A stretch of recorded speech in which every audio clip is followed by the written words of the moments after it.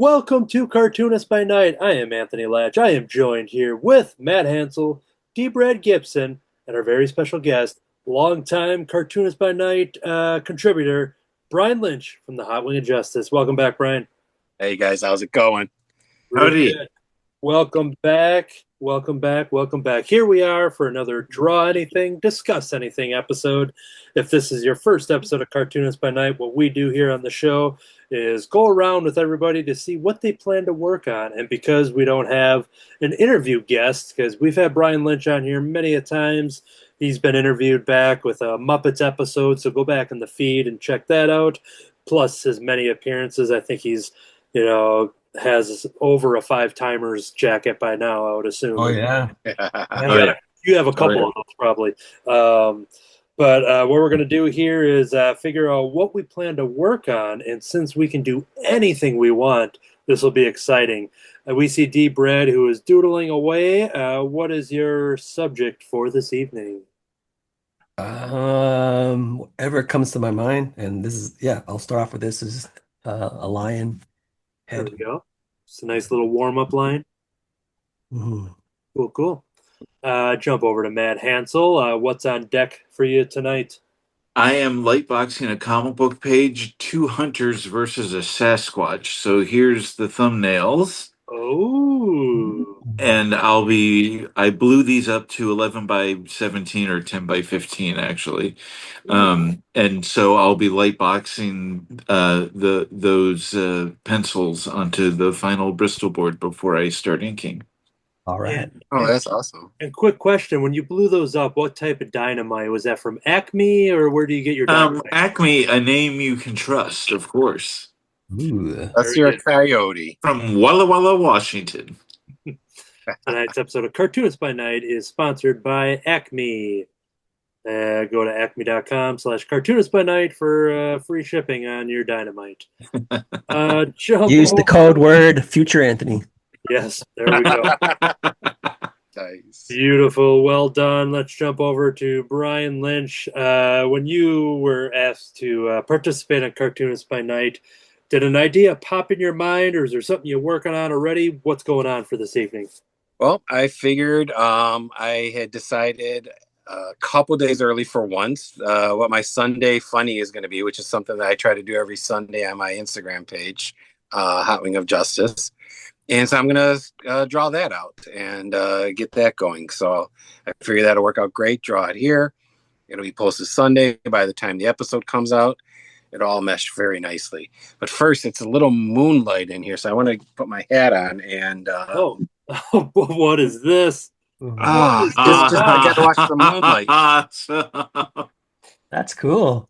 I like it. This is a reveal. There was exactly. Man, look at this.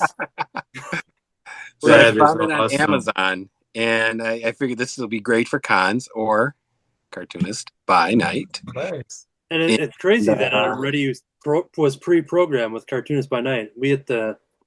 I paid extra for that in the shipping and everything. It's like, what would you like? Do you want Cartoonist by Night? Do you want this? I'm like, well, of course, the Cartoonist by Night. That's their most popular pre-programmed thing. There's nothing that Brian Lynch isn't doing. So that's just a blanket statement. So, all right. Where'd you get that? Did you say where you get it from? I found it on Amazon. Okay. A friend of mine was looking for one of those hats that has the 2 cup holders and the drinking straws. Oh yeah, right. And since my drinking straws need to be in front of me so I can see where they're at. Yeah. I saw this hat and I'm like, this is like going to be great. We're walking around cons, sitting at a table or anything. So yeah. And I can have it scroll anything that I want, which is nice. Yeah. Oh, really? So you can program it. Absolutely. So program it. They come with pre-programmed effects, so I can have it kind of drop down if I wanted to. The scrolling, I can have it scrolling the other way if need be. Oh, color adjustments that you can do and everything. So, and it's really cool because the battery components right in here, you don't even feel it. The little power indicators right there. Adjustable type baseball hat. And like I said, I mean, it's very lightweight. Can you change the speed of it too? Yes. So if I can, let me move this just a little bit. Let's see if That is just so awesome. I can do that. Ooh. That's a little. That's a little fast. That's a little. That's a dun dun dun dun dun dun. Now there we go. Slow it down There a you go. little bit. I love that hat that says "Night Cartoonist By." That's a great I hat. do, yeah. Night When I person. first looked up it, I thought it said "Mist by Night." Well, I love it when I put it on one day. It's Wing of Justice hot. Then there's Justice hot wing of. So I mean, it's amazing what this hat has in it already programmed. Oh boy, I love it. Well, I don't think anyone's going to top that, so that's going to do it for another episode of Cartoonist by Night. Sun's coming up. Get it and see you later. Okay, now I have something too. I'm going to switch over to my camera. So at the time of this recording, when we're recording, we had gotten some news. I think it was either today. I think it was today or yesterday. Anyways, someone will correct me on that in a second. I'm just buying time as I try to remember how to get to my camera. There it is. I went to the wrong thing. So, because of the time we're recording this, I wanted to draw something that is going to commemorate an actress that had passed away from the Home Alone 2, very much known as the Pigeon Lady. That was in the park. Oh, I saw that. Yeah. Brenda Fricker is her name, and she had passed away, an Irish actress at 81. So I have a little pre-drawn sketch here of her and some pigeons, and the pigeons are modeled after the. That's really good. Thank you. Yeah, the pigeons are modeled after the Animaniacs ones. Are those the good feathers? Is that what they were called? Yeah, feathers. So they're going to be pretty tiny for drawing, just because I had to fit a lot into a sketch card. So they may or may not look like them when it's all sharply tiny drawing, but color wise, I might go with their use that as an inspiration. But my friend Nikki the Swan, I've been drawing her Home Alone cards for birthdays and Christmases and stuff. So I sent her a picture of this, and I said, "You have a mid-year gift coming your way." So I figured that was a good thing to draw and honor the life of Brenda Fricker, who is most notably known as the Pigeon Lady from Home Alone 2. She had many other credits, which I had queued up here that we can talk about later if we need to. But anyways, that's my subject for this evening. And since it's a tiny drawing, I only have the one sketch card because I want to make sure I draw this one a little slower than I normally would. So when you were penciling this one here, and after you had drawn her, yes, were you doing the wah-wah pigeon? The what pigeon? The wah-wah pigeons? The wah-wah pigeon? Please tell me you know that from Sesame Street, Bert song. The pigeon. Thank you, D. Brad, for the rescue. No, sadly, that must have dropped out of my memory bank. I'll cut that out to make me look better. Well, no, I mean, D. Brad did the rescue there, so I'm thankful that at least I got that. So future Anthony is going to go on YouTube and remind himself of what that is. Oh, look, of course, D. Brad's got it on vinyl right there. The disco version. Oh, nice. Leave it to D. Brad just to turn any direction in his chair and find whatever we're talking about. And that's what I love, is because you think that we talked about any of this stuff any other time, and so D. Brad's like, oh, when so and so talks this, I'm going to pull this out, and when they talk this, no, you literally have it all right there, and it doesn't matter what we could be talking about. I could be talking about something else, and you'll be like, oh, right over there, got it. Yeah, right here. You said the Wawa pigeon. I'm just like, why are we talking about that gas station chain that's over on the East Coast? Wawa. There's a Wawa. Wawa. Anyways, I'll cut that out too. So here we go. Jump into the drawings if you have not already.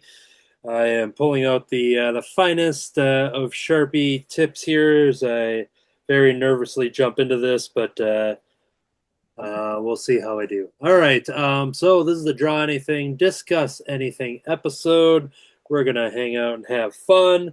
there are a couple questions from our friend Winston Gambro, who was sadly couldn't join us this evening. He was one of many people that got the invite at last minute, but he did submit some questions, so we will. You know what? That'll actually be the best way, so I won't forget it, and then we can just get one to kind of spin off the conversation. So, the first question from Winston Gambro is, who is the tallest person you've ever seen? Ever seen? Oh, I got that one. No Oh, problem. Brad, who's the tallest person you've ever seen? Well, I guess does it count NBA games or like a person that's not a basketball player? That you've seen in person or just on TV? No, I've seen like a game. Okay, saw it and went to a Yeah, Raptors game or something. yeah. I remember Charles Barkley Ooh, getting fouled out. ooh, But the tallest person that I think he's probably 6'7" or 6'8". Got to be 6'8". And he he worked with me in at AK Cartoon when we did Ed and Eddie for a little bit. And oh, his name is not his real name, but everybody called him, and he introduced himself as this name as Ducky. Ducky Oh, okay. Is Ducky? Ducky, yeah, because he from, had to duck all the time. from Pretty in Pink. Ducky. No, from having to duck in Oh, doorways. oh, okay. Because the door, his head would hit a doorway. That's How about it. you guys? It's a worthy enough nickname. I know Yeah. my answer, and it's a celebrity because I'm trying to think of um, going to conventions all these last couple decades. But even though I didn't see him stand up because he was pretty old at the time, but Peter Mayhew, Chewbacca. That's mine too. Oh Yeah, yeah. I have a picture with Peter Mayhew. I'm kneeling down next to him, but yeah, I would say he would probably be the tallest that I've met beyond seeing some basketball players at and Hmm. whether it's Chicago Bulls or Milwaukee Bucks games back in the '90s. Mhm. But yeah, so when I saw that question come through, Peter Mayhew was the first person that popped in my head. Yeah.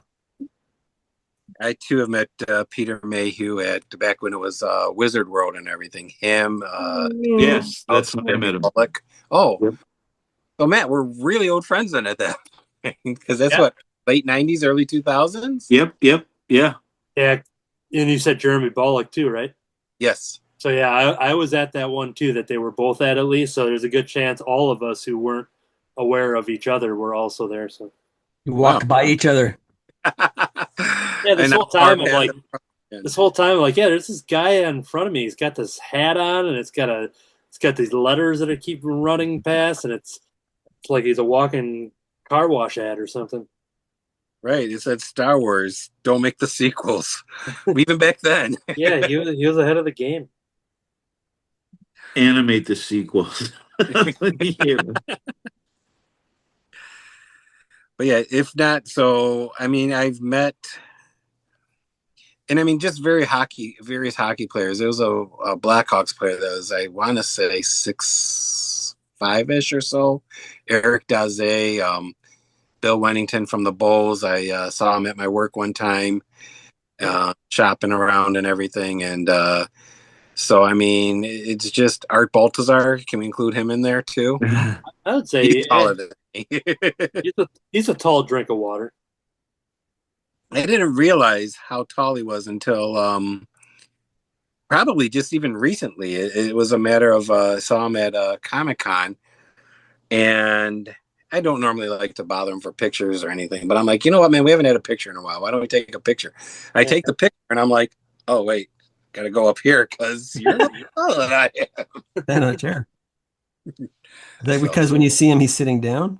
yes, He's Mhm. hurt. and I think it's just a matter of even when he's walking around like the shop or anything like that.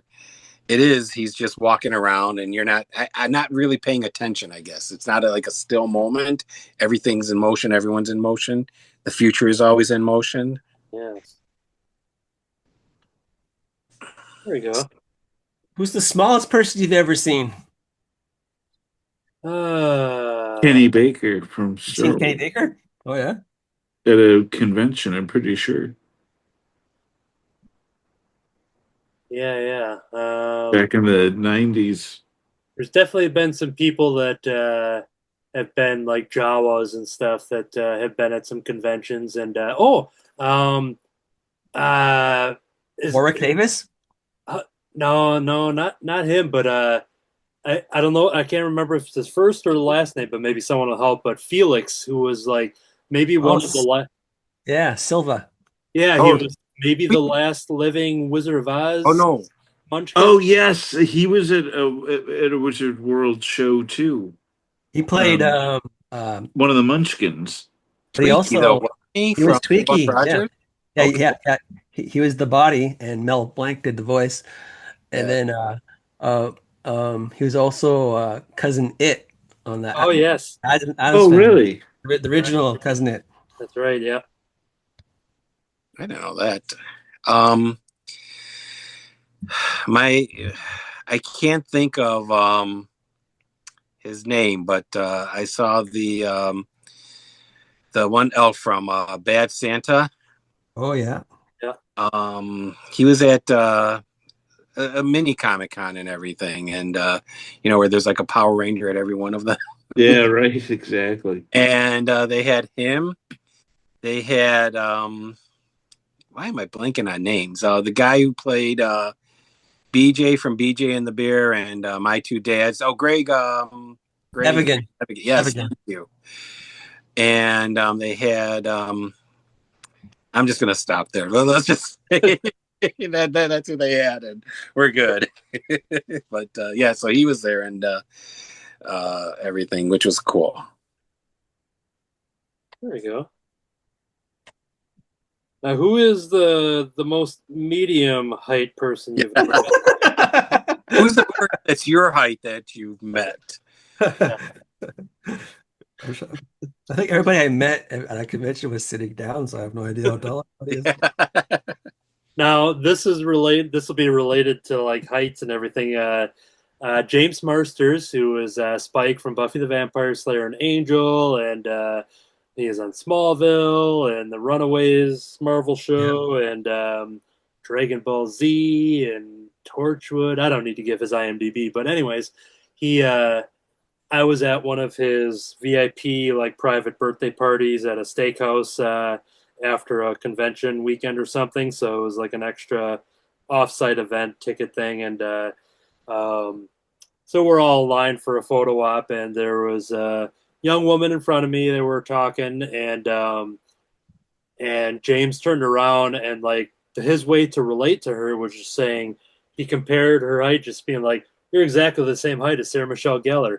Which then I put it in perspective, having never met Sarah Michelle Gellar, and just realizing like, all right, you're like 5'2", and I've got a couple friends that are in the 5'2" range and stuff. But it really put it in perspective of like of James comparing someone of like who has a very large presence on the screen when you're Buffy the Vampire Slayer, and Mm-hmm. the benefit of camera angles and just the tough character and fighting big monsters and stuff like that. But you wouldn't really think, just being like, wow, she's pretty short, and but she the fan that was there that was being compared to Sarah's height was just in heaven that James Marsters was there, just like, oh, you're just like Sarah Michelle Gellar.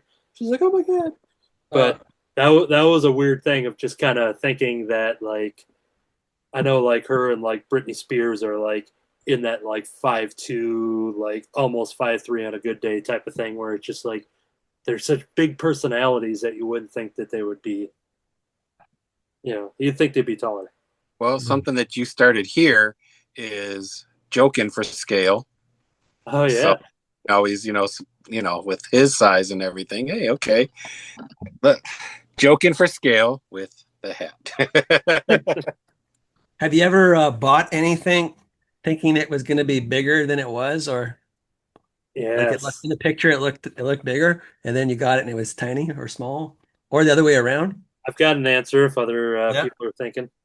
Um, I thought I was buying like a really cool sword off of eBay, maybe like 25 years ago, Yeah. and it was. I remember it like I remember it saying like a 12-inch sword, and I'm thinking like a 12-inch blade, and then you still probably have, several more inches for the handle. And like, I mean, man, this is really cheap too. This is a good deal.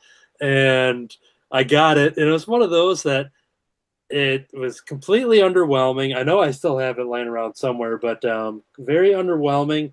But when I opened it up, because I didn't know, I'm like, oh, what's this? I must have forgot I bought something because I wasn't expecting to be like, oh, here's the sword. I was just like, oh, I guess the sword's not coming today, but I got this thing. Yeah. And it was like just basically a small letter opener. Oh yeah. And it wasn't quite a master sword as I was expecting it to be. And it was like I said, my first reaction, even though I felt ripped off, even though it was just my own miscalculation, but I just had to laugh because I'm like, well, Yeah. I just fumbled that sale. So Right. Yeah. Most anyone else? recently, Dunkin' Donuts had a bucket of coffee. And I'm a big coffee drinker, so I'm like, I absolutely have to go there. I actually left my house early to get to work early to stop at as many Dunkin' Donuts as I would have to acquire at least one of those buckets. And Uh-huh. I was You expecting. were a man on a mission. Well, fortunately, I found it at the first one, but I was expecting it to be. Remember those old Happy Meal buckets that they had here, Yeah, where so I was expecting it to be about that size, Mm-hmm. and it was significantly smaller. And I mean, it's I want to say it held 48 ounces of coffee, so you can kind of get a perspective as to how much liquid would fit in there. Uh-huh. But it was significantly smaller. I was a little disappointed, but it was still it was a fun little novelty, and now it has candies in it and everything else. So it was worth it. It was fun. It was fun to track down and everything. yeah. It was a quest. Yes. But unlike many Quest movies, I found it at the first Dunkin' I went to. So it's like, Yeah. okay, movie's over. Quest More over. like a Quest podcast instead. A quest with no conflict. Yeah, just Right? a quick little TikTok video. Right? That's better. That's little Quest TikTok. I was gonna say a Vine video, but I don't know if anyone remembers Vine at all. 7-second video app. Yeah. I remember that. Yeah. I do, for sure. Yeah, I wasted a big chunk of my life watching 7-second videos over and over again. Oh yeah. I never did watch those unless someone showed it to me, I guess. But Same. Yeah, it was definitely one of those that when it went away, I'm like, you know what? Good. I just got back some free time, so And then TikTok came along. yeah. Which I gotta say, I think Vine trained me well because I have never joined TikTok. Sometimes I can see them Same. if somebody sends me a video. Sometimes I can see them, and sometimes I can't. I guess based on Like all settings or something. like all good Gen Xers, I see all my TikToks on Instagram. Yeah, on on Reels, yeah, on Reels, yeah. On Reels, yeah. I I see get them my, on YouTube or yeah, Facebook But I too. try not to see them, you know. I get mine sent through a telegraph. There you go. Morse code and everything. Yeah, I get smoke signals in the sky to see my TikToks. Pigeons. Yeah, pigeons. It's a good. They're good timing because I think I finished inking the majority. Oh, I got to do some of her hair yet here, but here's a kind of a quick little outline to start with here of Oh, the pigeon lady and the good feathers. Little cartoon crossover there. Nice. nice. Yeah, it's one of those where I'm like, all right, I got to start graduating to just drawing on bigger canvases, but I still was able to squeeze 4 characters onto the sketch card. So Now, do you think it's easier to do it when they're cartoony, so to speak, as opposed to trying to be a little more realistic? Or I know you got yeah, I've done a couple realistic sketch cards, but I think the cartoony one allows me a lot more freedom, and especially when it comes down to detail. Like when you look at her face here, I think it captures a good cartoonist likeness. But It does. if I were to try to capture her, live action likeness, realistic likeness, it was something that probably just like, all right, all these lines are just going to eventually smudge together and they're not going to look good. But I think the caricature of it all really comes out, and so yeah, cartoony as much as possible. Well, I am not a fan of drawing realistic looking people. I definitely have that cartoony style. And I was really satisfied. A couple of days ago, I did kind of an homage to Harry Monster when he's counting with little John John. Yeah, Start out normal I and saw then that. Yeah. start getting really loud. And I was Mhm. really, really impressed with how John John had turned out in that photo. And I was like, all right, don't start patting yourself on the back too much, but oh, here, and then I can. Well, yeah, we'll blow that up for the audience coming up here. Oh yeah, Just a second. I remember. Spotlight for everyone. Oh, nice. 16. Yes. Very good. That turned out good. Yeah, it did.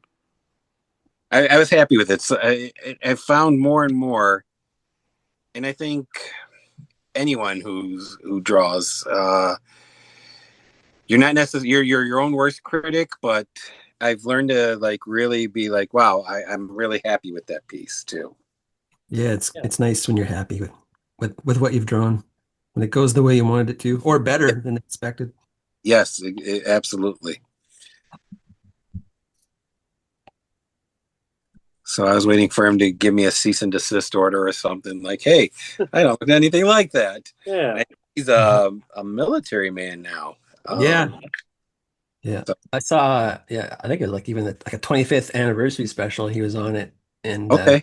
he and they kind of had him and Harry finish, like they start off with that little skit that they do counting and all that, and then they Mhm. Nice. cut it before it was quite over, and then had them finish it off as what they look like now.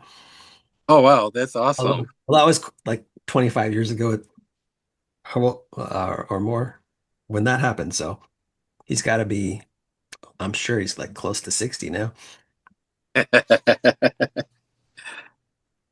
Well, you think about it. Him and Joey, who did the ABCs with Kermit, ABC Cookie Monster. Yeah. That was a girl. Oh, right. Yeah. A girl? The girl? Yes. Yeah. Yeah. Yeah. She had like That's, what kind of yeah. ponytail or something. This girl you're talking about, I think. Yeah. Yes. Oh, Yes. maybe next time Cookie Monster can sing with you. I love you. Oh, that was cute. That's the thing. It's like, I don't care what kind of mood I'm in. If someone would kind of hold that up to me, I'd be like, all right, you got it. I'm not in a bad mood anymore. Yep. Yeah, that's one where Brian Lynch threw his Boktober prompts from 2025. Oh, Very Muppet themed prompts, and I participated for all of them. And he was gracious enough to request to purchase all of them. But I said, you know what? I can do that except for one. There's one that I sincerely want to keep because it goes back to what you just said about being happy with what you like. And this is the one where I'm like, I love this one so much of my own drawing here. So I kept this one for myself there. So, yeah. And I think you actually replaced it with a similar one. And if you give me 2 seconds, I know for a fact I have it just off screen here. Was Or it if future Anthony wants to show it off, I can show the replacement one that you had done for me.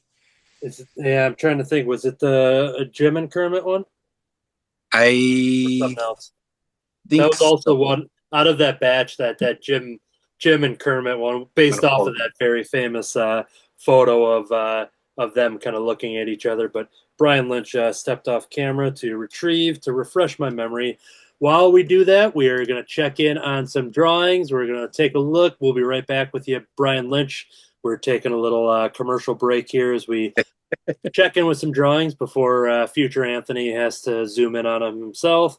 It's always good to catch it in the moment. There is your lion, warm-up wow. lion. Nice, Yeah.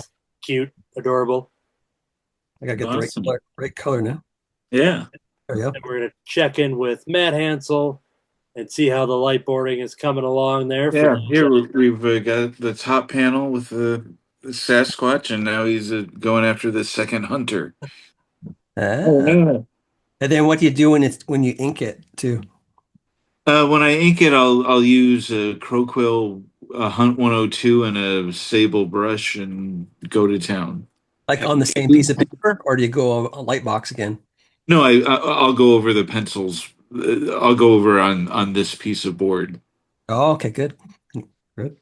And then Brian Lynch is showing up. That's the one I was thinking of right there. Yeah, I believe this was the replacement one, which, Ah. mad about that there. So I was going to keep one of those two, that one or the one I kept. And I'm like, you know what? I don't want to part with that one either, but as a consolation prize, I know it's going to a great home. and I truly appreciate the fact that you're able to sell them all to me, because they're in a little book here. I love this is from the 1st of October. And so it's just a matter of Make it bit. Oh, good. Thanks. all these Hold it here. up a bit higher. Yeah, even I had a couple back. Hold it up a bit higher. That's all. I had a couple Back to the Future ones there that also too that could have. I had another home that they could have went to, but Brian Lynch, you know, you're too quick, and you got quick to the punch.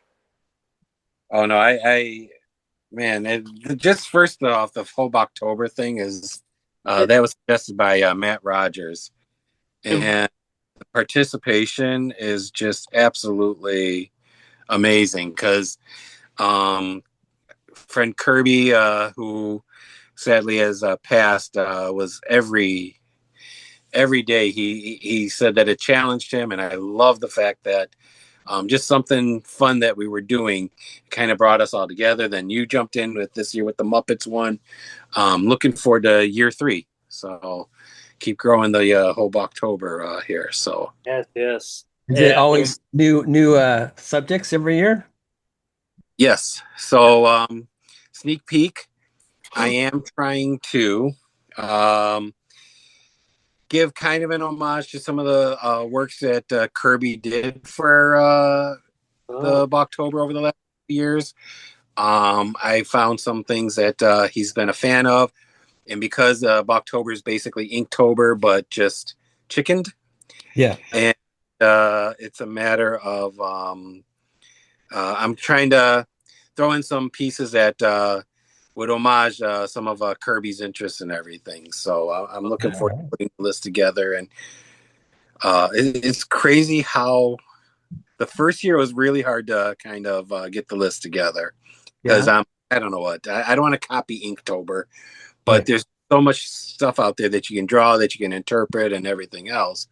Mm-hmm. And then the second year, I started taking the lyrics from the Muppet Show. Oh yeah. Would start using most of the lyrics from prompts, and then if a Muppet that month had a birthday, I would put him in there and everything, because I think that's where Oscar the Grouch might have come in, and possibly Grover. Yep. So it's fun little prompts, and I love seeing everybody's artwork that they do for that there, because everybody needs more chickens. Yeah. Chickens. What was Gonzo?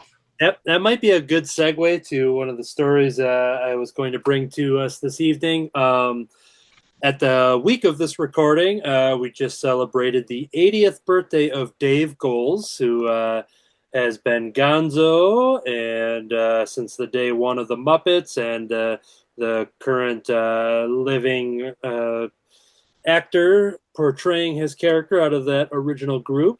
And he celebrated his 80th birthday, and I'm trying to think, like, as I cut back to my screen, if I had any like show and tell, but I really don't have anything, but I figured it'd be better to talk this way. Does Brian have any of your Gonzo drawings? I don't know. I don't know. I don't think I've seen you since you started doing some of the Gonzos, to be honest with you. Yeah, I'm not sure. But anyway, Beaker, Pepe, Rolf. I've got this awesome great honeydew. Yes, speaking of Dave Goelz. Pumpkin there. So I I'd have to look because it was nice because I was just going through a bunch of like some of the original artwork that I have, and I don't know that I have any Gonzos. If not, I will definitely have to put them into my collection. Yeah, you got to correct that problem. Thank you, D. Yep. Brett, for the advertising and the sale. So Dave Goles celebrated her 80th birthday. Gonzo being a top favorite of mine. I was lucky enough to be invited by an online Muppet friend named Megan, who has a very popular Muppet account, and she Muppet like fan account. And she was given the task from the Dave Goles family. I don't know in particular. I think that information was private on who contacted her, but they wanted her to see if she was interested in assembling some Muppet fan videos to send a birthday wishes to Dave that was going to be shown for him at a private birthday party for his family and friends. And at the time of this recording, that has happened this past weekend, and we got the confirmation that he has seen the video and he loved the video. And apparently, something special is coming to our way for those who participated. That was not expected at all, and can't wait to see what the heck that's going to be. But so I was asked to assemble to be part of this birthday tribute video, and given just a very small amount of time, just based on number of submissions and things like that.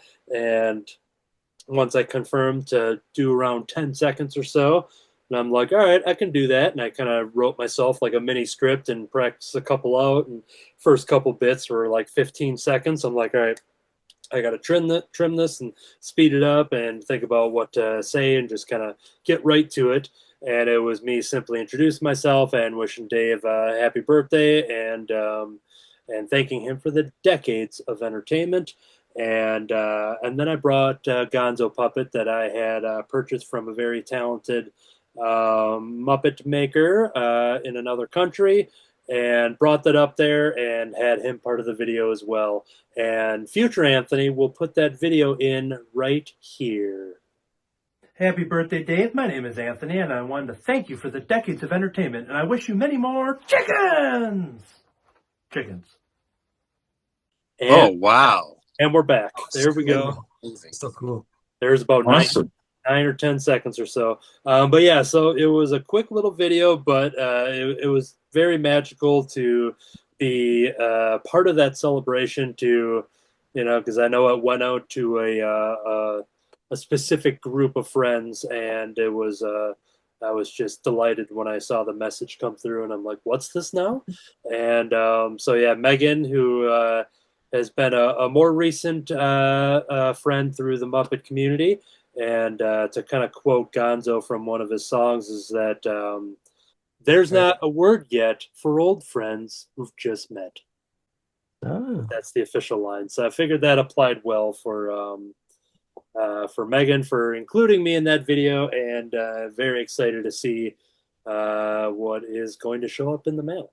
But yeah, so celebrating the 80th birthday of Dave Goles. Brian Lynch, you jumped in on the celebration to honor his characters in a drawing.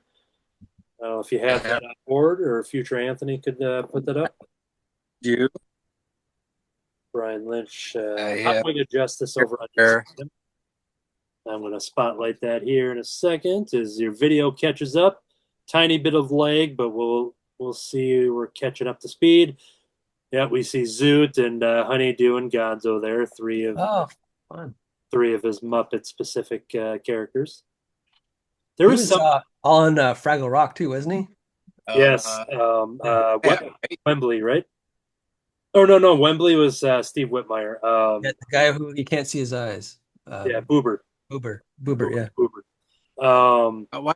I think he was Uncle Matt. Was he also Uncle Matt or no? Maybe. Ooh, Could have been. Yeah, I'm trying to remember. Possibly.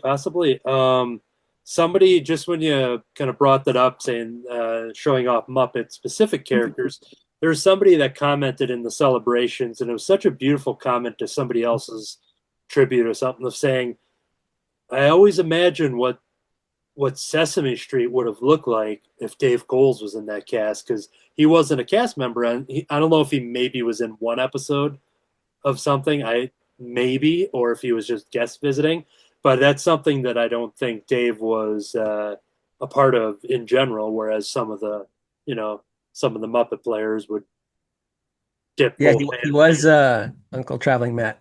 Oh, cool, awesome. Nice.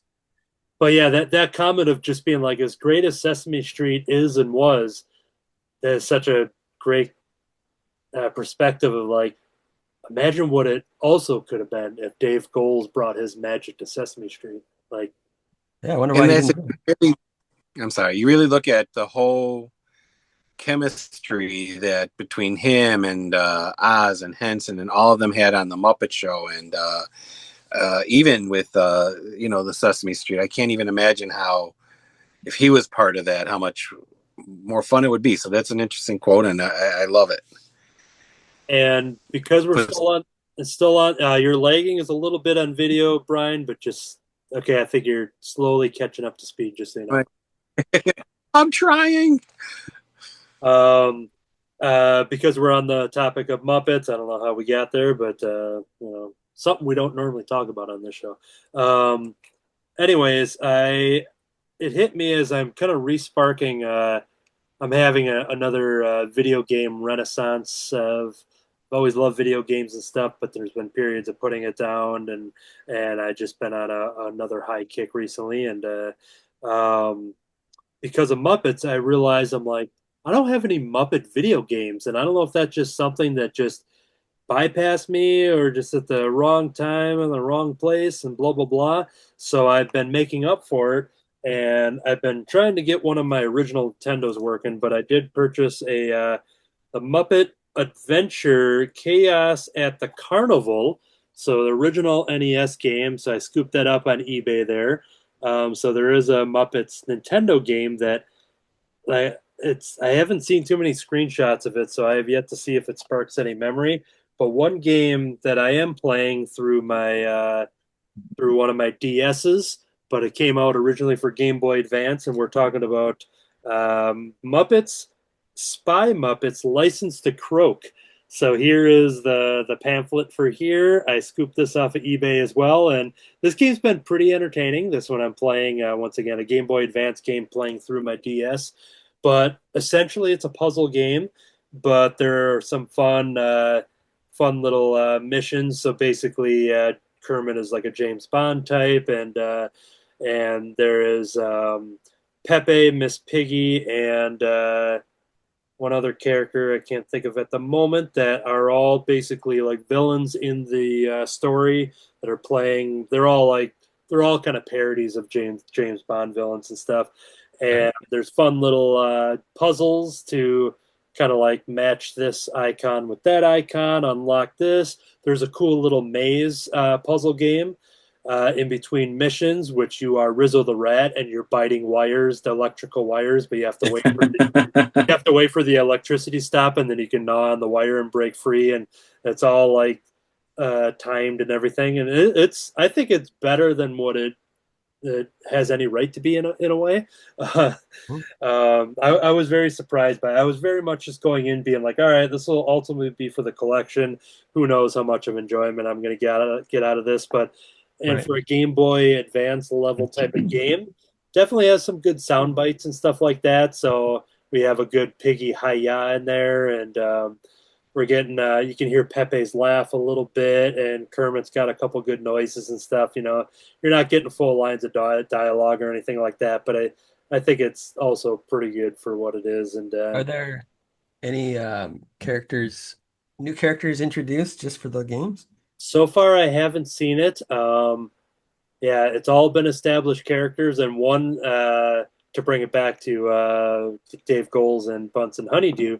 Um, Beaker and Bunsen basically act as like as what Q from the weapons or Oh right yeah, yeah, that makes weapons sense. specialist. So there are cutaway scenes of dialogue and stuff that cut to them as they kind of prep him for like the gadgets and stuff that he's going to take with him on the mission. And but yeah, it's been pretty fun, and I was able to pick up a relatively cheap copy of it. So that's what has been my Muppets intake as of late. But anyways, I remember having a PlayStation, the first one, a Muppets racing game, which was fun. oh sure, kart And racer or something. yeah, it was cool. And all you're doing is you're, going around the track, going around the track. And I can remember like whenever they use their superpower, you got like a Muppet-esque kind of a thing, like Kermit going, and it was fun. Like we're done here. So Yeah. Uh, I had anything else? Muppets games? yeah, we did some research in the Cartoonist by Night thread once I was bringing it up, and there's definitely been some PC games and stuff like that for computer, I should say, and yeah, but I figure I'd just start with those two that I actively had working systems for yet. Nice. Um, Can I okay, go wrong with Muppets? and give a little highlight on as I'm starting the colors on the pigeon lady over here. So that's what I got so far here as I'm working on her hat and Nice. trying to zoom out a little bit there. Anyways, that's that. I'm I waiting. got Yes. It's been really fun watching your journey as through Cartoonist by Night and your Instagram and everything.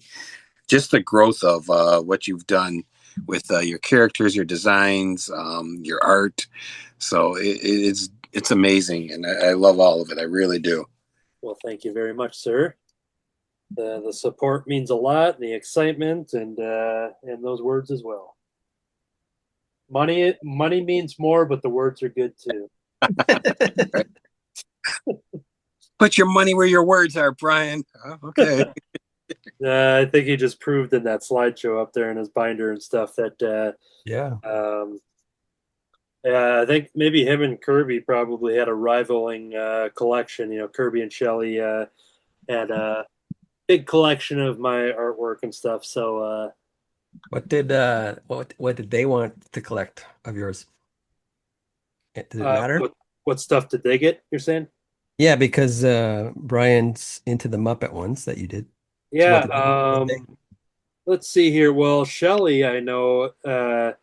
While I don't really take commissions or any kind of requests, a lot of times I just kind of like drawing whatever I want to draw. Like sometimes when people ask me, and I'm like, it depends if I like it or not.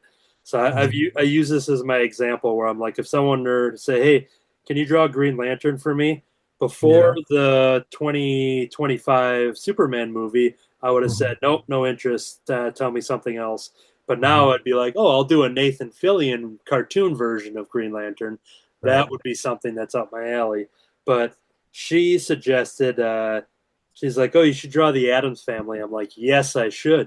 That Yes. holds Yes, my you record. should. That holds my record. I did 9 cards for that one, and I drew 8 of them in a sitting. Mhm. I think that was my record for most turnout outside of like working on the comic and pages and stuff like that for Yeah. physical art of doing 8 sketch cards fully complete, and then I did the ninth one the morning of the show that they met me at and bought the cards up for me, and I knew that sometimes I could use my tactics to get some extra sales based on what people like. And Mhm. so I drew the Munsters. So, Oh yeah. and then once Shelly saw that, she's like, "Well, I'm going to need the Munsters now, too." I'm like, "I had a feeling you would. Sorry. But, but hey, she had, full right and responsibility to do what she wanted. And she wanted to buy some Munsters. I think it's funny with the Munsters um right Yeah. now in my some of my streams like Reels or whatever, I don't know what, or Instagram, Okay. Yeah. or maybe even Threads sometimes. There's people are seeing for the first time the original pilot for the Monsters. Uh-huh. And it's in color and it has a different opening and it's shorter, the pilot. I think Okay. it's on DVDs if you have the DVDs, Anthony. That I do. Yes. Yeah, I think it's on them. and it had different Lily and a different Eddie, Oh, sure, yeah, who yeah. was a little more feral. And what's kind of funny is it's been around for years on YouTube. I've seen it before it made the rounds. But now that AI is getting better, there's all these people who seeing it for the very first time going, AI slop. That's AI slop. It's Oh, fake. sure. Oh Yeah. no. No. Yeah, but like no, it's this is real. This actually was Yeah, it's real. been getting sad where I'll watch something and I don't have my first reaction is wondering if it's real before I actually Yeah. decide if I like it or not. Just be like, okay, it's not real, then I'm not giving it any emotion. I tell people because I obviously as artists, I think we're all very anti AI and what it represents, and it's a matter of Yeah, I tell people because they're like, "Oh, well, I showed you this and you liked it." I'm like, "Well, that's because I didn't know it was AI," and it's a quick glimpse. It's like, "Hey, take a look at this here. What do you think?" I'm like, "Oh, that looks good," and I liken it to the fact, whereas if I'm drinking a cup of coffee, mm, I can't tell the taste difference between a decaf cup of coffee or a regular cup of coffee. But if I find out you're serving me decaf, I'm going to be mad. And the same thing with AI. Yeah. You serve me up AI and I don't realize it at first, I'm going to be mad when I realize it yeah, because there's no reason for it. exactly. Exactly. So no decaf, no AI. As Oh Yeah Comics Joe Corona said, draw the line, no AI. And Yes, I'll drawing the lines tonight, which I love. yes, yes. Let's see here. We got some coloring on the lion, and as we take a No look, AI on this. So yes, this is proof right here. When I was growing up as an artist, AI stood for Adobe Illustrator. oh Ah, yeah. Oh yeah. and when I Well, make my Rice Christopher comic books, on the inside it says AI stands for Anthony Intelligence. There you go. For that, exactly. I'll take that any day. I can get behind that. We definitely had a lot of show and tell from Brian, but how about what you're working on? Have you had time to work on something then when you're I not showing off all the good stuff? I am showing off my Sunday funny so far. Here we John go. Justice with a little fly swatter here. Or is it to translate, if Art Baltazar is watching and listening, fly smacker. Yes, He, he, yes. he may Oh, have heard that and just be like, what is he holding? Fly smacker, fly smacker. Smacker. All right. I was thinking about because I bought one of those from Art Baltazar, the Abraham Linkage fly smackers, Yeah. and I was going to take a picture of it and I was going to actually use it for this here. For But then reference. I that it got caught in the closet door that it's in, and so there's a real. It still works, but there's a crease in it, so it would show like the creases where the door kind of imprinted, so it's more white than it is like a stress crease. There we go. Okay, So, yeah. because I would love to do that. I was even trying to search Google images of it, and I imagine I could always text him and be like, "Hey, Art, can you send me a picture of your fly smackers? Do a little cross promotional here." But yeah, so the fly smacker is definitely going to be part of the cartoon this Sunday, or whenever you decide to watch this and go back to check out the Sunday funnies. Yes. When do you usually do the Sunday funny? Like make it. Um, Lately it's kind of been like the morning of, and then Okay. because I'm drawing it, it's the later on. I like to try to have one in the pocket. Some of it I like to try to keep with current times, like with the World Cup. My daughter had pointed out that with the Mexico team that they had a duck that they were using as kind of their unofficial mascot. And Uh-huh. time like a goal was blocked or whatever, they were thanking Merlin the duck, and someone would computer generate it. Not AI. It didn't look AI, which I'm thankful for. But Yeah. they would put him in there and like kind of he's also using like his magic or whatever to stop the goal from going in there, as well as the goaltender and everything. And so I that weekend when Mexico was still in it, I use that as the thing. I try to keep something in pocket just in case I have an event or something where I might not be able to draw one that day. Hmm. Uh, but I sometimes the day of, sometimes it's a week or so ahead. So depending on where the inspiration is, whether it's a famous birthday or I love going to the National Day calendar and finding Yeah, goofy right. National Day of this, Yeah. and just trying to find jokes. Real life influences. One morning I was at breakfast, and instead of ligon berries for the pancakes, which were Swedish pancakes with ligon berries, they put Lincoln. Right, thanks for the Swedish chef. Right, here come the Muppets again. And so I did a little cartoon with a little ligon berries that had little Abraham Lincoln beards and Abraham Lincoln hats based All on. right. Oh, Fun. it is, and it's the dad humor. The dad jokes are my. Yep.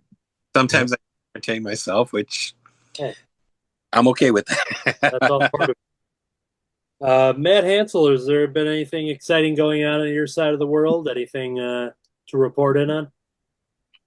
Just working on this comic about a Sasquatch and a sheriff. Yeah, it's something that's not you've discussed some things off air and stuff, but we're kind of in some teasing stages, or anything else you can reveal, or is that to be continued? To be continued. Yeah, These two pages they seem like spoilers, but they're not. yeah. Um, but that's been keeping me pretty busy lately. I think just the fact that you're spoiling that there are Sasquatch out there is reveal enough Well, there you go. for those who didn't know. Yeah.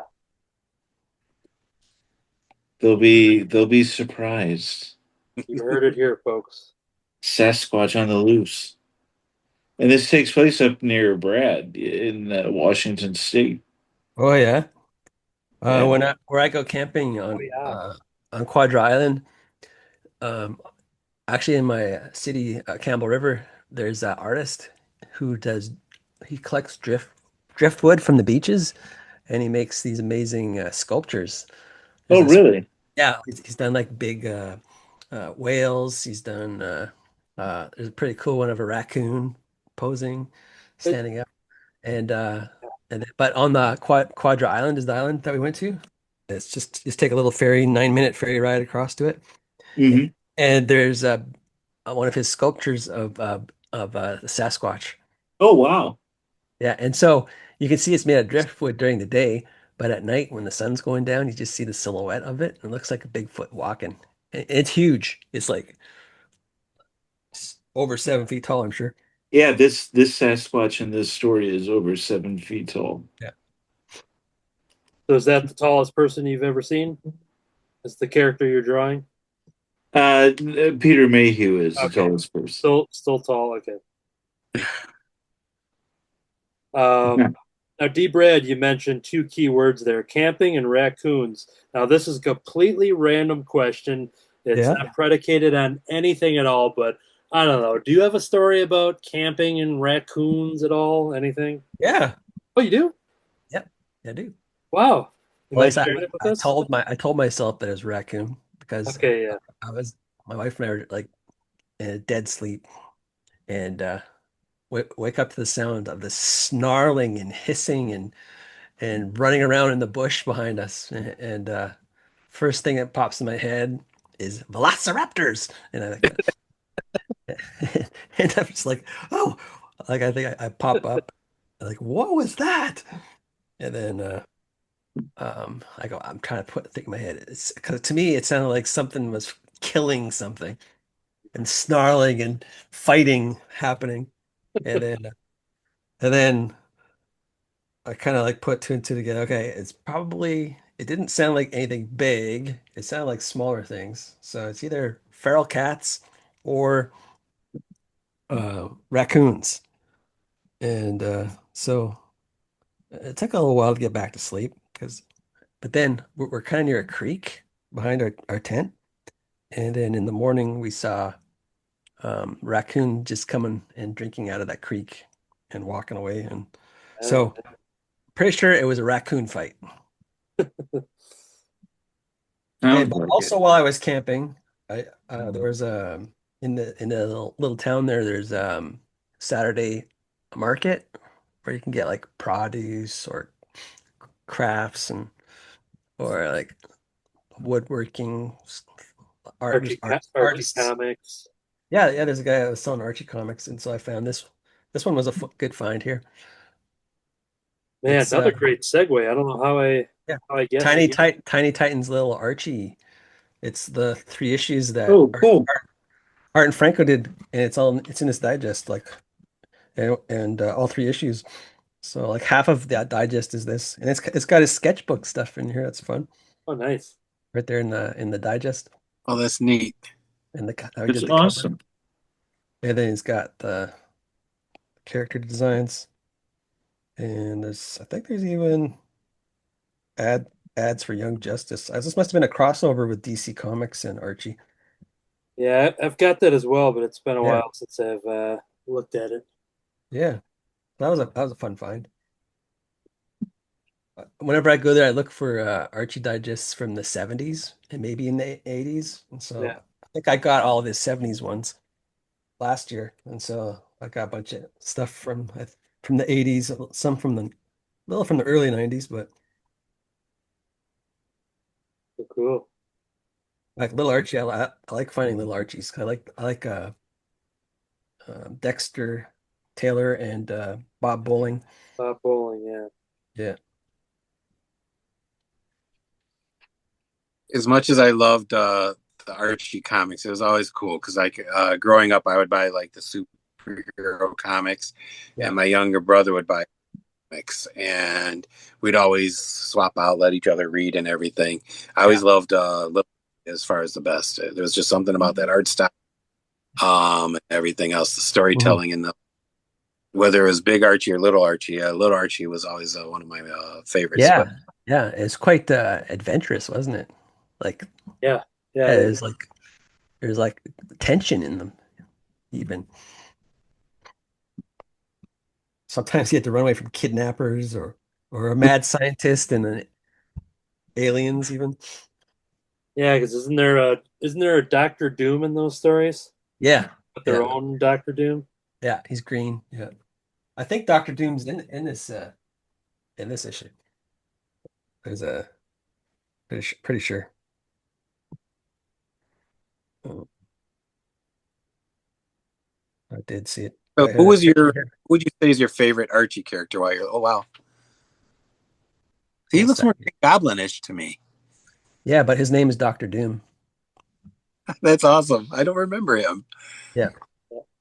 Oh, I that's could awesome. I could reach back and show you what he really looks like if you want. While he does that, I'm going to show a progress on some coloring here for the pigeon lady and the pigeons so far.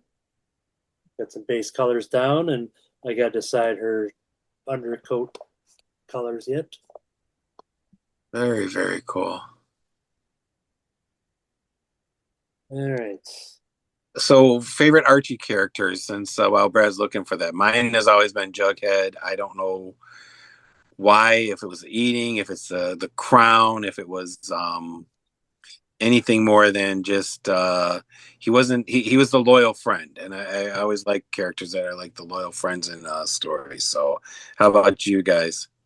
I'm a I'm a sucker for the girl next door, Betty Cooper. You know that Betty Cooper is great. She's got a lot of loyalty, sometimes to, maybe too much loyalty to the point where, people take advantage of that, and Archie doesn't, recognize that or care about that and stuff. And then I also love a lot of her independence when it comes to, she's always working on the family car and truck and Jeep and all that kind of stuff. And so yeah, Betty Cooper's my favorite. Cheryl Blossom is my favorite. Yay, Cheryl fan. All right, all I right. have I have probably 3 dozen pieces of original Cheryl art done by Dan Parent over the years. Yes. Very cool. Yeah, my Dan Parent catalog is quite hefty. It's always fun sifting through his stuff. Yes. D. Brad, do you have a favorite Archie character? Character? I always like the Jughead books because then I know I'm gonna get lots of Sam Schwartz art. Oh, okay. He was the main artist for Jughead, Yeah. and he has a distinct style. His style doesn't look nobody else's style looks like his style. I love that. It's a great D. Brad answer too. He's a Since our fun character, not just because of the drawings. yeah, yeah. Yeah. Um, But I like it when they keep him where he doesn't like girls. I like it when he just likes food. oh, sure, yeah. Yeah. Yeah, and that's future Anthony will show this off because I did that for I have a Jughead print that I wanted. I had the idea of taking two Archie characters, and I wanted to. I could probably just get it on my phone here too, so we have something better to react to. Yeah. Oh, look at this! I'm trying to find my. Okay, yep, there it is. I'll show the full image off the print. So I got this sticker from you, and I think we know why. It's yeah. Jughead, it's a sandwich, it's like everything. So that specific pose of Jughead with the giant submarine sandwich. So I had an idea where I wanted to do an homage or pay homage to, if you will, of the classic scene from Dirty Dancing, and the get that holding her up in the air and the dance at the end, blah blah blah. So I'm thinking like, all right, what Archie character should I use? And I'm like, I want to draw Jughead, and I'm thinking like, all right, like which character is Jughead gonna hold up? And I'm just kind of rattling through, and I'm just thinking, Good choice. I'm thinking like, well, if I go Riverdale, then then maybe it's Betty. If I go the Riverdale TV show, I should say. But then I'm Yeah. just like, you know what? Big Ethel. Yeah, yeah. And I'm just like, you know what? There's only one answer, and we'll see if this focuses here. So that is where, let me turn down the brightness, and sometimes that helps. Hold on here, get the image back. I think in the Archie the Married Life, he's married to Midge. Uh, yeah, I'm trying to remember if that's it. Mhm. So, so I recreated that scene. I'll put in a better image in post, but that way we can react to it here beyond what she showed us with the sticker format. So I drew the background and the silhouettes, and but anyways, that was a ton of fun to just have Jughead doing that, recreating that dance, but with a giant submarine sandwich. That's a perfect choice. Yes. And then, even though our friend David Gloyd could not join us this evening, sometimes he jumps in these episodes. I will answer the question for him on his favorite Archie character is Reggie. So I'll just shout out Reggie for David Gloyd. Reggie.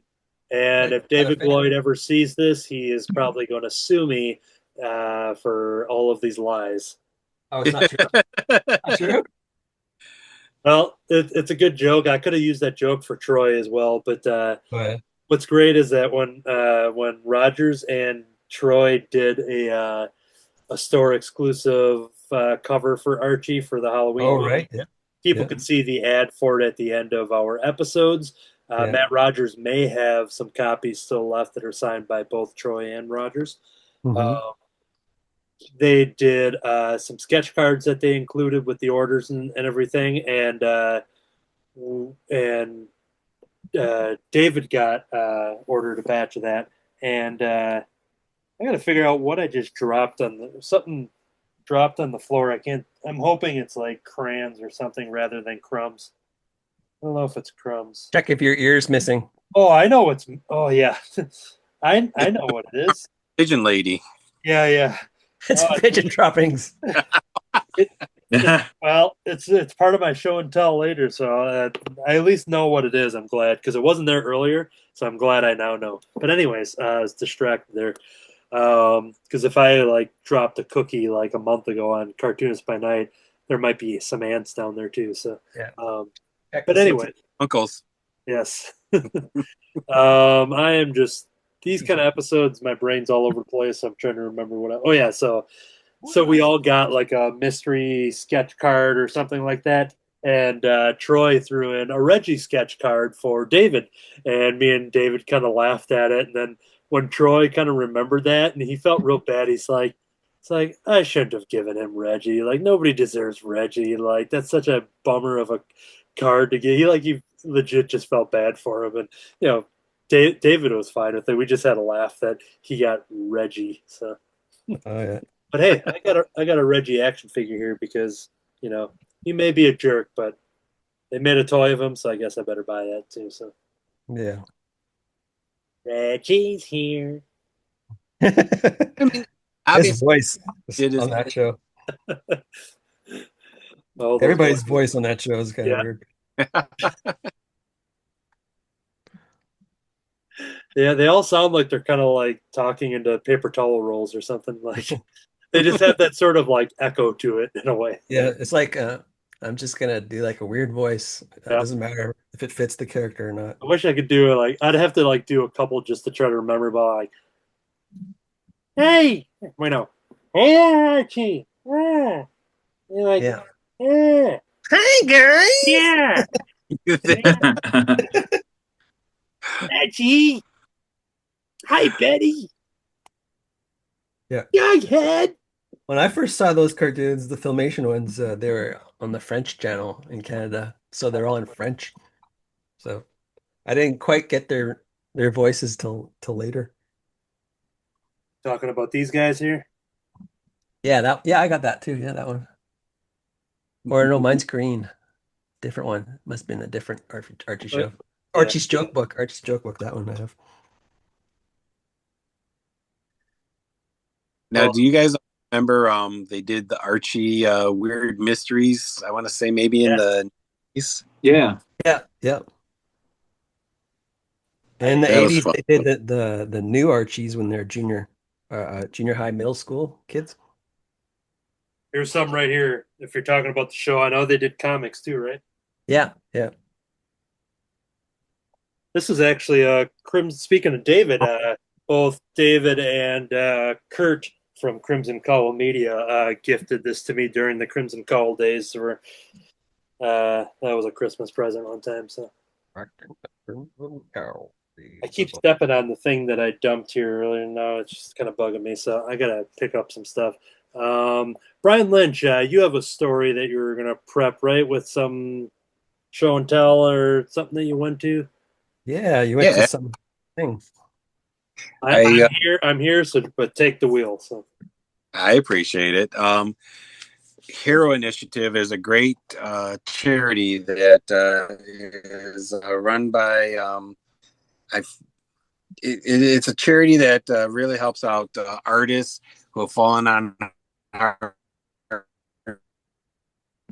He's cutting Hard out, Brian. times. If you can hear us, Brian Lynch is having a hard time saying hard times.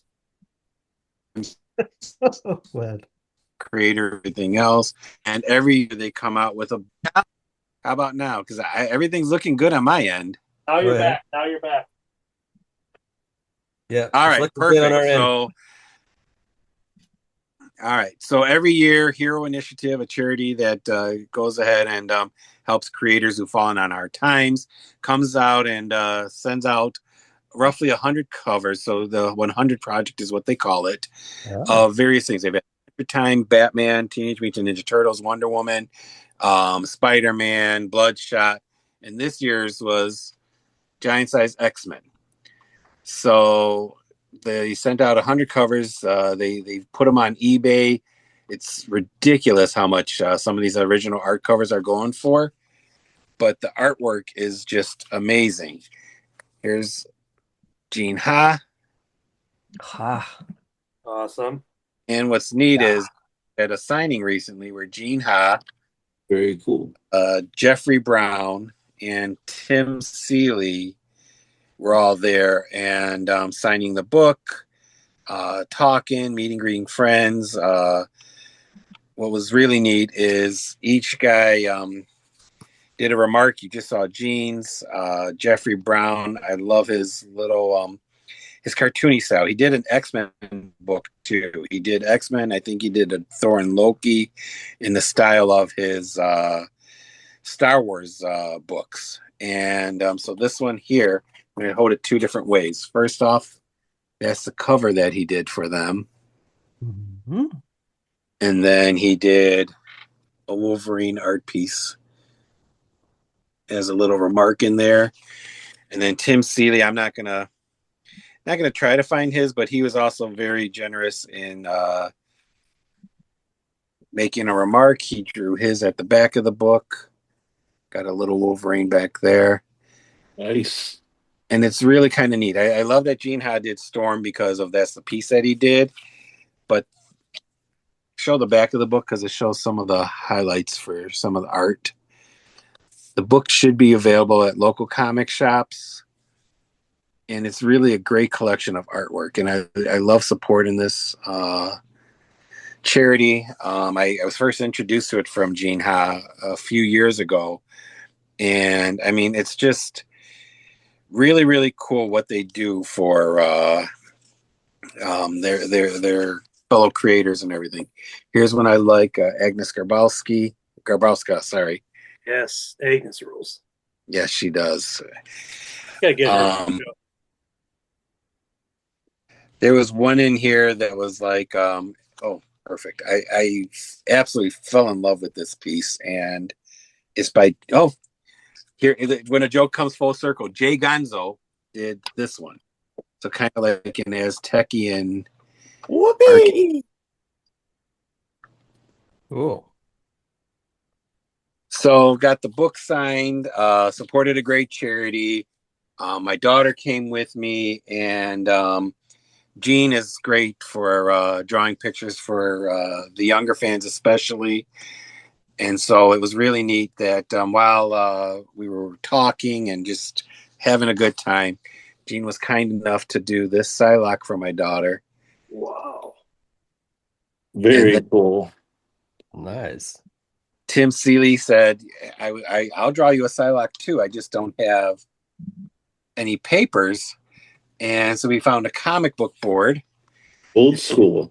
Was kind enough to draw this Psylocke. And then I asked Nice.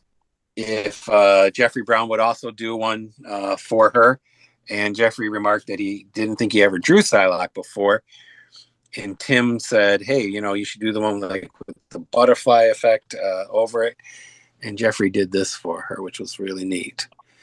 So really appreciate those three guys. I mean, if you've met any of them, Gene, Tim, and Jeff are just absolute phenomenal people. I can see why they're involved with the Hero Initiative. I just saw Jeff Brown is going to be in Baltimore for an event that they're doing. Gene is always doing something for them, Tim too. And it's really neat that Howling Pages is the host who had it. It's in Chicago, Illinois. And it was on a Wednesday night, so the release of the book came out. They had the event 5:30 till it was advertised at 7 o'clock. I didn't stay the whole time. I probably left about 6:30, 6:40-ish. But just awesome hosts as far as that goes. Awesome creators. And you're standing there and you're not only talking about the books, we're talking about the new movies that have come out from Mandalorian and Grogu, because Jeff Brown has done a lot of Star Wars books, to He-Man, which is kind of up Tim Seeley's alley and everything. Mm-hmm. And I love the comic community because everybody and there wasn't a huge line, but whoever's in line and kind of right up at the table, they're putting their 2 cents in. Everyone's chiming in about the new Masters of the Universe movie, this and that, and just the community. We're also, you're not going to go to a restaurant and someone's going to be like, oh, I like the cheeseburgers here, and it's like, oh, okay, we're here. It's like, oh, I like this movie, I didn't like this movie, and the whole comic shop was abuzz with a conversation. And I think it was really headlined by those wonderful, wonderful artists and just phenomenal people. So it was a really great time. And it was nice because my daughter and son for a long time would come with me to C2E2 and other various events. As they've grown older and got jobs and everything else, we don't always get a chance to go to stuff like that there. And it's nice to have her hanging out with me. It's nice known Gene through our local library Comic-Con for years, probably, I'd say probably a dozen years at least. And just, again, can't speak high enough about him. People talk about you talk about Art Baltazar. I don't think I've known anybody who's ever had a bad Art Baltazar story. Same thing with Gene Ha, Jeff Brown. Just all these guys are great guys. And I'm going to end it there because they know they are. Lovely. But fun times for sure. While I was off camera, I was picking up something from I had went to a local like youth art fair like / bake sale type of event in a city near me. This is the first one I've attended, but apparently they've done a couple of them. Sounds like they want to do one for fall again, and I would definitely go. And all stuff that is done by kids, whether it's arts and crafts or painting rocks or beaded like creations like necklaces or like Minecraft beads or something, blah, blah, blah. There's a lot of bake sale stuff. It's pretty cool. But there's this one thing here called Acorn Folk. Acorn Folk. And there's these little miniatures. And the one that I picked up here, they had a couple to choose from. What it reminded me of is just like a little like Emmett Otter type of thing, because it's just like a little acorn like with a little cap and a little sweater, and he's on like this a sled, and there's a basket and there's some leaves and stuff, and it's such an adorable little piece. Now why I was off camera is because my feet felt something below the desk here, and I'm like, what the heck is this? Is this crumbled up cookie? No, what is it? Well, inside this basket is a bunch of like little like seeds and stuff that they so that's what fell onto the floor, and as I was picking it up, putting it in the basket, I went to go set it on my little table here, and then literally missed the table, and it fell on the floor again. So picking up these little scraps of little seeds and plants and whatever. But anyways, it's a little acorn folk here that was just such an adorable little handmade treasure, and so yeah, that was one thing I picked up. There was a young girl selling $1 origami pieces. So I had a pink swan here that she had pre-made. So there we go. I was thinking of Nikki. Yeah, you are right on board with my thinking here. There's this cool print here, with them being the youth artist and local. I'm not sure if any of them have public presences and stuff, so I don't have names or won't be specifically displaying names just based on, I'm not sure how it all is with, young kids in the art field and stuff like that. But there's this one, a print here that is, looks like kind of like Japanese inspired print. And it's just kind of a cool little like landscape design, but then it's got that red splotch on there. And it's just kind of a really cool, like artistic thing there. There was another kid that was selling some handmade bookmarks, and here's a Garfield one that says, "I'd rather be eating than reading." So, and then what? Possibly a lasagna on the back of some sort, maybe. But this was a cool one, and from the same selection, there at these tables, there's always multiple kids, so it's always hard to tell if if everyone's contributing or helping. And this one, there's a lot of cartoony ones. There's some Minecraft ones. There's Garfield and this and that. There's one that really stood out that wasn't like any other one, and I kind of laughed that it existed. But there was a Rocky Balboa based off of the 2006 Rocky Balboa movie, and there's the classic pose, and it's done in a realistic style, and it was like it's just the fact that this is a handmade bookmark. I just kind of had a good chuckle that this existed here alongside Garfield. So. It says, ain't over till it's over, Rocky Balboa. So yeah, I bought that. There was a young boy who was selling pages of his very own comic book. And so, of course, I had to scoop that up. And he had 4 different pages of his comic strip here. And I bought those, and he got very excited. I'm trying to find the beginning of the title here. Greg versus the World. All right. Greg versus the World. I got Volume 1, Volume 2, Volume 3, and Volume 4. Let's see. Ooh, volume 1 is called Jail. So Greg versus the World deals with jail right away. But these are all these just very small, cool panels of these comic strips here. I haven't had too much time to study. This happened the other day, and I haven't had time to sit down with them. And it's I'm just looking at just the fact that they're front and back, and I guess they look like they're all hand drawn. So yeah, he had a whole pile of them, so I don't know. I didn't study them to see if he was just recreating them for everything, but whenever I come across this, and I told him that I was drawing and making comics when I was his age, and I still do it today, and his eyes kind of lit up. And I told him, keep drawing, keep writing, keep making comics. Keep So on shooting. that's right. So yeah, the gotta keep them inspired. Keep And on. and then there was another one here too. I don't know if it's Aaliyah or Alia. I forget her full name here, but one of the students that had contributed to this year's um, West Bend High School's Comic Con comic book club book. I didn't have a lot of this prepared, so I'm trying to see if I have that issue here. I think I do. She is one of the students that was under David Gloyd's watch for making this comic book here. From the Comic Book Club presents the ginormous sized issue of the Absolute Ultimate Anthology. So here was the comic book that the students from the high school under David's watch made, and I saw one artist sitting there. I didn't recognize her immediately, and she was selling some portraits. So she had a little chair set up with an umbrella for people to sit down, and she was ready to draw their portrait. And as we were talking, asking questions, and eventually it led to once again me drawing and making books and blah blah blah. And then it turns out that we had met a couple months prior, and then I recognized her once it kind of clicked and caught up. And she's one of the contributors in this book as well. Here, there's several kids that have contributed here, so I'm trying to get to the page.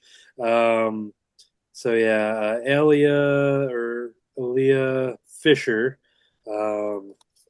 is the contributor. So I bought a portrait, and I sat down there with this very Race Christopher hat on.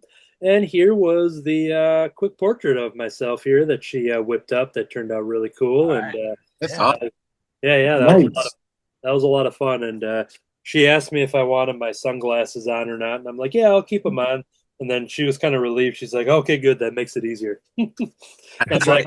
I'm like, I 100% get that. I'm like, if I have to cartoonize somebody and more accessories, the better. And that's a Yeah. perfect segue into where I got so far on the pigeon lady. So she's got accessories not only with her hat and her hair underneath her hat coming out, and then the pigeons around her and her coat and her gloves. So there's a lot of things here for that drawing to come out there. So Nice. but anyways, that youth art fair was a lot of fun. I look forward to. Oh, and I don't have the show and tell for all of the baked goods I got because I ate all of them. What did you have? There was a variety. There was a lemonade cookie that was in the shape of a pineapple. Ooh. It's a very Rice Christopher themed type of deal because I got that swan and I got a pineapple shaped cookie that relates to one of my books. My mom got a scotcheroo that was on like a crispy bar, one of the What's that? scotcheroo. I don't know what that is.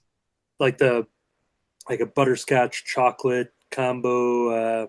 Oh, okay. That's the right ingredients, but then like a crispy bar square. It's like a chocolate layer on it. Nice. Sounds good. And she got some puppy chow. I got Puppy chow. Yeah. What's Oh, that? what? Oh, puppy. Maybe you have a different name. Like I know puppy chow as a dog food. So maybe I bet you in Canada they just have kitten chow. But puppy chow, basically Chex Mix and like powdered sugar and chocolate and sometimes peanut butter maybe. Okay. But it's all kind of like mixed together, and the messier the better. Yeah. So yeah, there was some puppy chow, and I didn't even think about this Rice Christopher connection, but I bought a rhubarb cookie, and I say rhubarb because there's Cookie. What's a cookie? I know cookie. So in Canada, it's probably called A biscuit. Biscuit, yeah. I'll be Well done. Mark Rhubarb is a fake ad in one of my Race Christopher books. So I bought a rhubarb cookie that Perfect. normally I wouldn't be like going into the rhubarb thing, but it was a singular cookie. I didn't have to commit to a whole pie or something like that. And I'm like, you Yeah. know what? It was pretty good. You get it again. Yeah, yeah. And I think that was it. Yeah. Oh, no, no. Then I had to get a crispy bar as well, but it was an Oreo and cookies and cream type of thing that was just Oh. overloaded. It felt like if I had to add up all the sugar I've ever eaten in my several decades of life, it felt like it was all that sugar into one bar. That's what it tasted like. Oh, wow. Oh my goodness. Yeah, I haven't been to sleep, and that was like a week ago that happened. So I've been You awake. haven't slept since then. Yeah, yeah. Anyways, I think that was. You've Oh got yeah, a lot done. You got a lot done. exactly. Yeah, yeah. And then the last little show and tell thing, because it's a brand new release from our friend Jamie Cosley, Blue Scar the Barbarian. There's a new issue. This is issue number 5, I believe. Oh, I don't have that one yet. I think it's issue number 5. It doesn't have the number on the cover, but I think it's on the inside for the chapter. But yeah, anyways, brand new issue here. And I have yet to check in with Troy yet because it's one of those things that I don't know if Troy knew this or forgot about it or if it was a surprise or what, or Troy was waiting to hopefully see them. And, Jamie's in person. Sometimes they'll meet up and stuff. But Right. Our friend Troy here has a pinup. Here's a pinup. Oh, cool. reveal. So I'll just Oh, reveal cool. that. That's all I want to reveal from the latest Blue Scar. So, but Awesome. it's a possibility that Troy maybe either doesn't know or forgot that this existed. But so if Troy watches back on our episodes, maybe that'll be the reveal. Mm. I went through all my show and tell stuff. Sometimes the draw and discuss episodes are all over the map here. So anything that anybody else wanted to say yet that we forgot that maybe we talked about beforehand that we need to cover? Oh, when we talked about Masters of the Universe, I missed this one. Is someone, an artist takes, you've probably seen this in other places, but he takes a landscape painting and then adds Oh, right. Yeah. Yeah. characters to them. Yeah, so Yes. this artist did He-Man and Battle Cat. Oh, Very cool. Yes. Oh, that's cool. on the painting. Oh, nice. This is a print of it, but they had the actual painting for sale too. Oh, that's beautiful. That's awesome. Like paintings you get at the thrift store, and then they just paint over top. I love seeing those. Sometimes those come Yeah. through on my feed on Instagram, and those Yeah. are always a delight. So Mm-hmm. it's like is it like up thrifting or something like that, or like up? Something like that. Yeah. Yeah, that sounds right. Any other stories or bits or anything that we didn't get to? If I forgot to throw it to anybody. I don't think Nope. so. I think. There's always another episode, right? That's right, and people can do that by subscribing. If you just stumbled across this, you can subscribe to Cartoonist by Night right here on YouTube. And of course, follow Hot Wing of Justice, Brian Lynch. All of the links are in the notes. Can we see some progress on where you got with your Sunday funnies there, Mr. Brian Yeah. Lynch? I have. Oops. More. There we go. So I've added a fly who's also holding a fly smacker. I don't know if you can see that. There you go. Yeah. Nice. So, Love it. and then there will be birds here too. So you'll have to check out the Hot Wing of Justice Instagram page to see what the words that accompany that are. So Good. Great plug. We are seeing this lion here, fully colored from D. Brad. How'd you like the results on your line? I like it. He looks great. It's nice. Was there any inspiration for like diving into a lion character, or is that just kind of what happened where you're like, I'm just going to draw a lion? Well, when I can't think of things to draw, I draw dogs, cats, and this is the cat. that's a big cat. Okay, yeah. I'm not lying when I say that's great. I was hoping that wasn't going to be part of your camping story, that was outside your tent. So Oh yeah, he may look friendly and stuff, but hey, you never know. it could have been, I guess. Maybe. Mountain lion. Let's see, Matt Hansel. If there's any progress you want to show off from your Sasquatch page. Yeah, I got the first page totally done. Excellent. And once again, this is a nice tease for something that will be talked about in the future. In the So, future, in the not too distant future, hopefully, and then started page 2, and then not too distant. which is actually page 6. What? Yeah. What?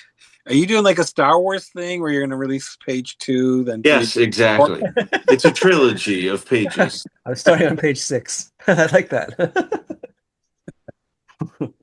And yeah, I think that was everything. And then once again, a final look at my pigeon lady to honor Very cool. there of Brenda Fricker from the Irish actress. So yeah. So I'm waiting for the live response from Nikki the Swan. She'll catch up with me probably about an hour, and then she'll see the pencils that I sent her, and then maybe I'll be able to finish this off here. So and actually, because I had a stack of cards here, because I said I would make a Home Alone card. So for her birthday this year, I have yet to see her. She lives in a different state, so I don't get to see her as much anymore. And sometimes when she comes back to visit, rather than me mailing anything. So here are some Kevin McAllister's that I did for her birthday.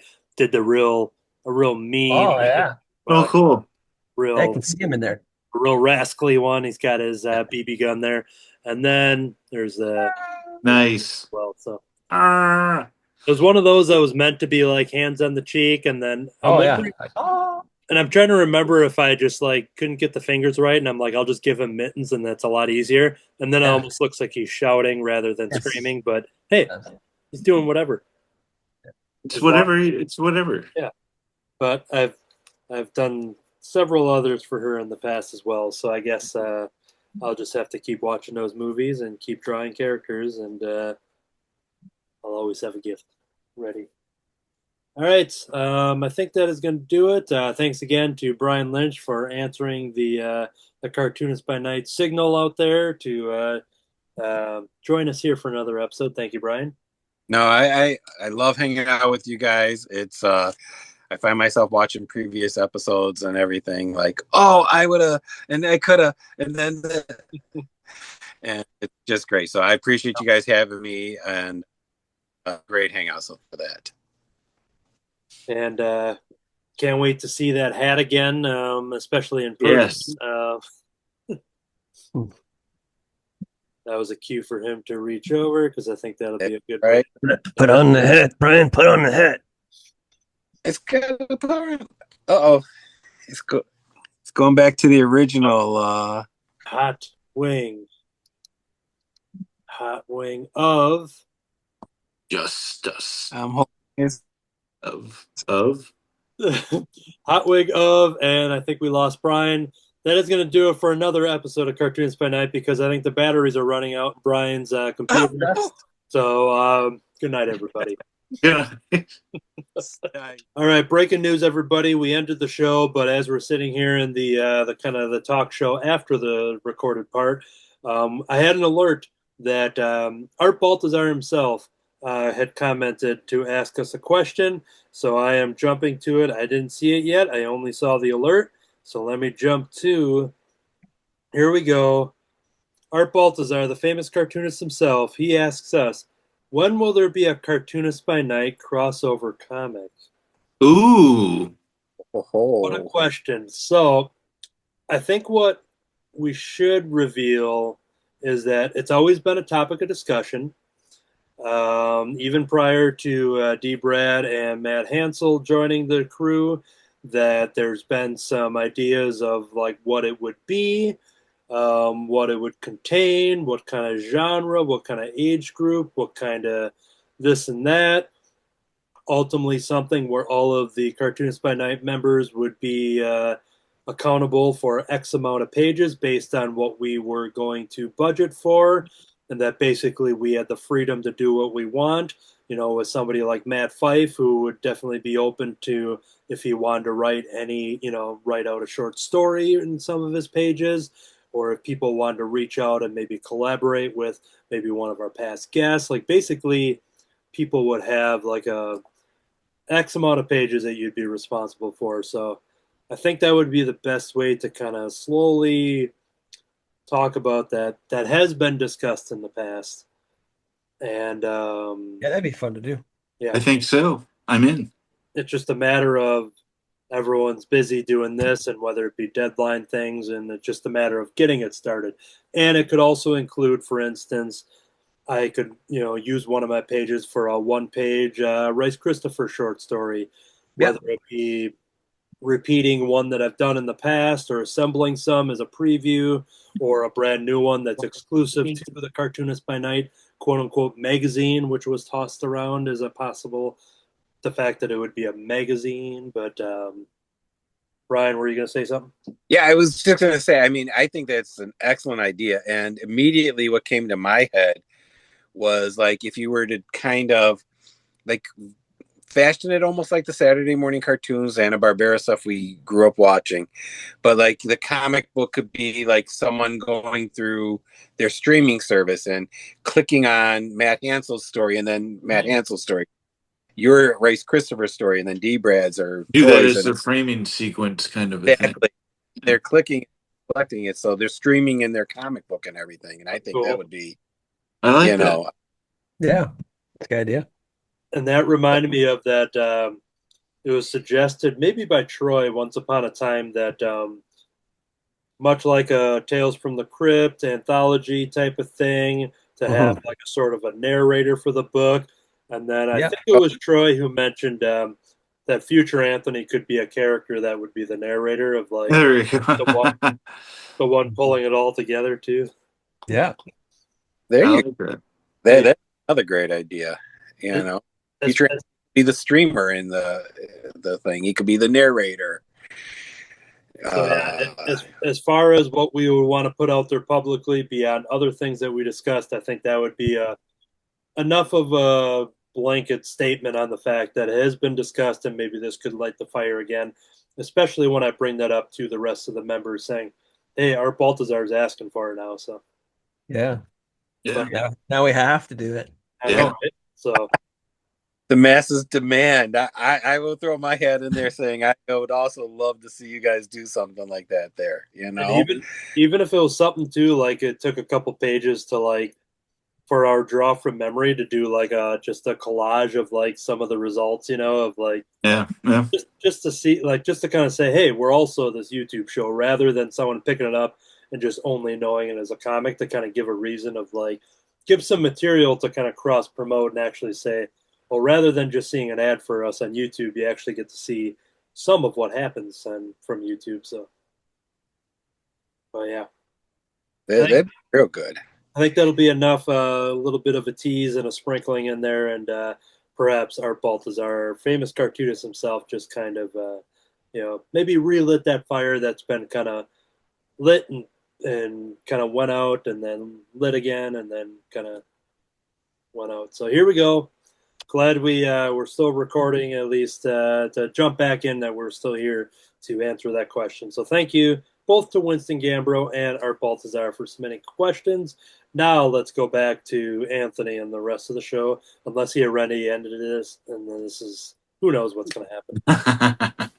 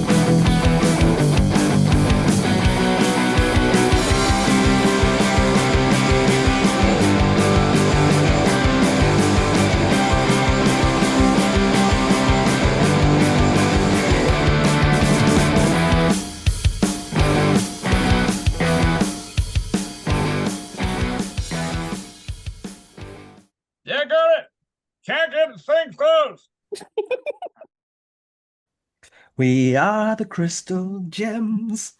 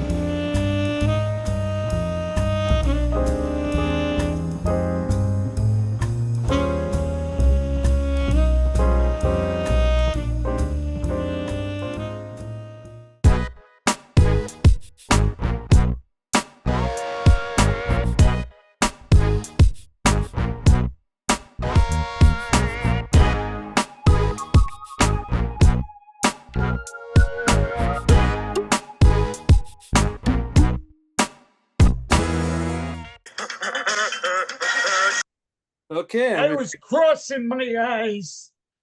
It's supper time.